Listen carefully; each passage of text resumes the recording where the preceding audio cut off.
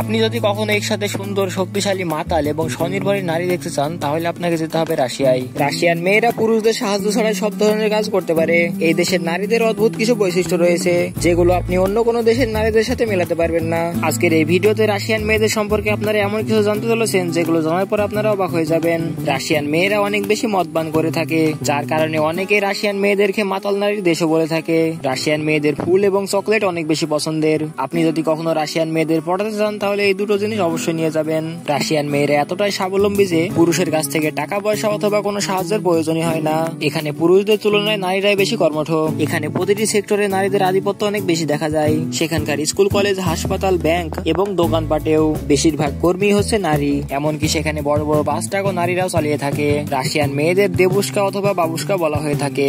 এখানে কম বয়সী মেয়েদের বলা হয় দেবুস্কা, আর বেশি বয়স যাদের হয়েছে তাদেরকে বলা হয় বাবুস্কা। তবে আপনি যদি কখনো কম বয়সী নারীকে বাবুস্কা বলেন তাহলে সে মাইন্ড করবে, কারণ রাশিয়ান মেয়েরা মনে করে 70 বছর না হলে মেয়েরা কখনো বুড়ি হয় না।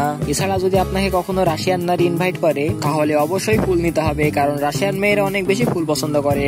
বলা হয়ে থাকে রাশিয়ান মেয়েরা অনেক বেশি আবেগী। প্রত্যেকটা নারী তারা নিজেদের রানী মনে করে থাকে, আর এই জন্য তারা চায় তাদের লাইফ পার্টনার হোক সবচেয়ে বুদ্ধিমান, সবথেকে শক্তিশালী এবং সবচেয়ে সুন্দর। রাশিয়ান মেয়েরা সামাজিক উন্নয়নমূলক কাজ দেখলে অনেক বেশি ইমপ্রেসড হয়। রাশিয়ান মেয়েদের যেমন মাতাল হওয়ার খ্যাতি রয়েছে, তেমন এমন কিছু ফ্যামিলি রয়েছে যারা তাদের মেয়েদেরকে সন্ধ্যার আগে বাসায় ফিরতে হয়। তো বন্ধুরা, আজকের ভিডিওটি কেমন লেগেছে অবশ্যই কমেন্টে জানাবেন এবং ভিডিওটি লাইক করে চ্যানেলটিকে সাবস্ক্রাইব করে দেবেন এবং পরবর্তীতে কি ভিডিও বানাবো সেটা কমেন্ট করতে পারেন।